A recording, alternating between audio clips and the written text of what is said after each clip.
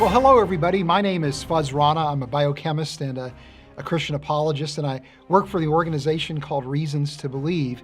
And a few years ago, I wrote a book called Dinosaur Blood in the Age of the Earth.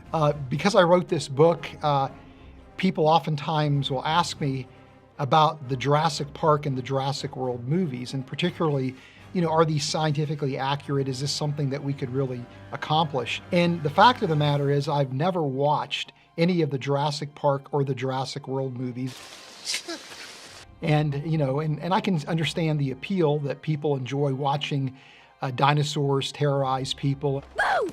And there's a bit of a romantic aspect to the Jurassic Park and Jurassic World movies, I'm sure, because a lot of people would imagine and wonder what it would be like to be able to actually see dinosaurs in real life.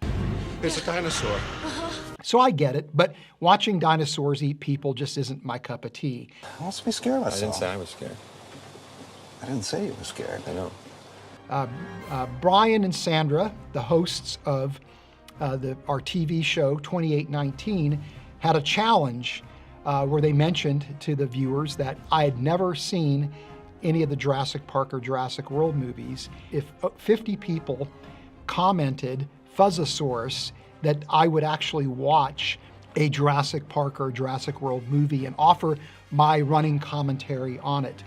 And so that's what we're doing today. Hopefully we'll have a good time.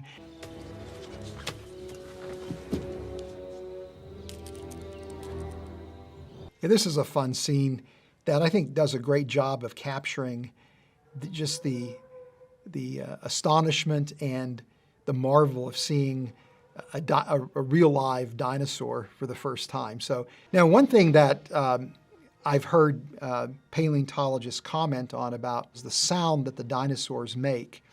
So this brontosaurus is making a roaring sound. Most people that are paleontologists think that dinosaurs would actually sound much more like birds screeching. And that roar is typical of what mammals would make, not what, again, the sound that birds would make. And so again, because of that bird-dinosaur connection, people think that dinosaurs would have sound more like, again, screeching birds. We use the complete DNA of a frog to fill in the holes and complete the code. The fact of the matter is the approach that the Jurassic Park scientists are taking would never work. First of all, the insect or the mosquito that would be preserved in the amber would probably be preserved, although it probably would undergo some kind of chemical alteration. But the contents of the mosquito, including the blood that it presumably sucked from a dinosaur, would not be preserved. It would undergo degradation over 70 million years. And if any kind of soft tissue materials would have remained behind, they would be trace amounts of materials that would have undergone significant diagenesis, would have undergone significant chemical alteration. So the likelihood of getting any kind of blood out of that kind of sample is essentially impossible, let alone recovering DNA. It's unlikely DNA would survive for 70 million years, although recently Mary Schweitzer claims to have discovered fragments, very small fragments of DNA in dinosaur remains that are about 70 million years ago. So even if they were able to recover trace amounts of DNA, it wouldn't be anywhere near an intact genome. It would just simply be DNA fragments that, again, have probably undergone significant chemical alteration. Let's say you could then sequence some of that DNA. It probably would be ill-advised to use a frog genome to fill in the gaps.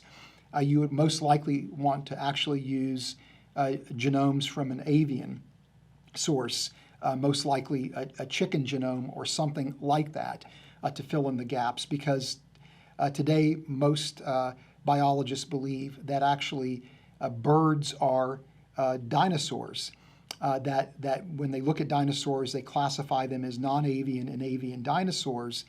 And the avian dinosaurs, from an evolutionary perspective, would have given rise to birds today. Now, in all fairness, what Michael Crichton has done, though, is really very good science fiction writing, because he has used enough science to make what the Jurassic Park scientists accomplished seem to be scientifically plausible. He really, again, deviates really only a little bit from established science to create kind of this science fiction scenario. So it's really very good science fiction writing that he's engaged in. You bred raptors. Yeah, velociraptors actually figure pretty prominently, as I understand it, in Jurassic Park.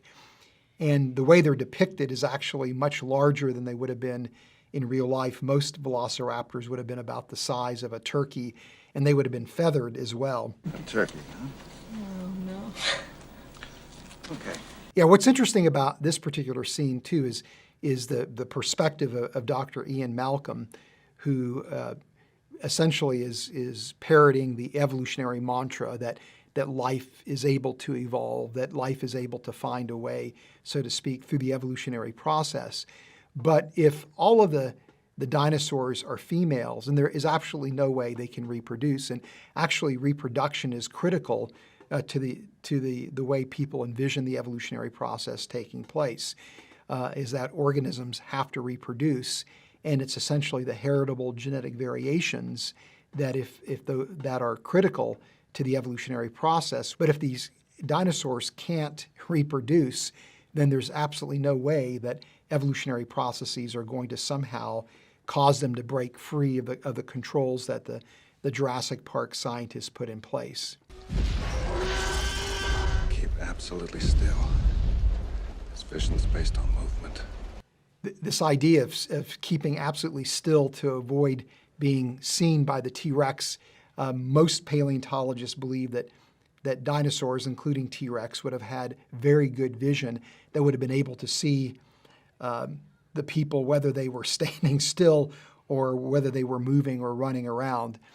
And on top of that, T-Rex had an incredible sense of smell, according to paleontologists, that would have allowed the animal to be able to detect the children and Alan Grant and Ian Malcolm, even if it couldn't see them. If you ever find yourself having to run away from a T-Rex, make sure you're running, not standing still hoping it won't see you, because you're just making its job easier. Come on. We gotta get out of here.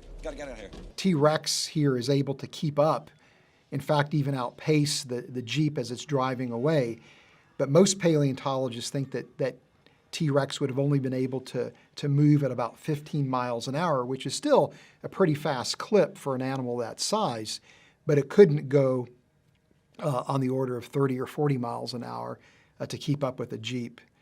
But again, having T-Rex being able to run that fast just adds to the horror element of the movie. And again, the Jurassic Park, Jurassic World movies are just simply not my cup of tea, but I can understand why people are so fascinated by these movies.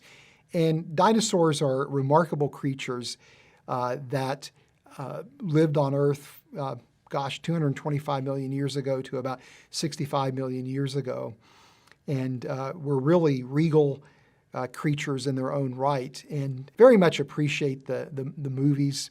But if you are interested in learning more about an aspect of dinosaur paleontology that is like science fiction come to life, I would actually encourage you to take a look at my book, Dinosaur Blood in the Age of the Earth.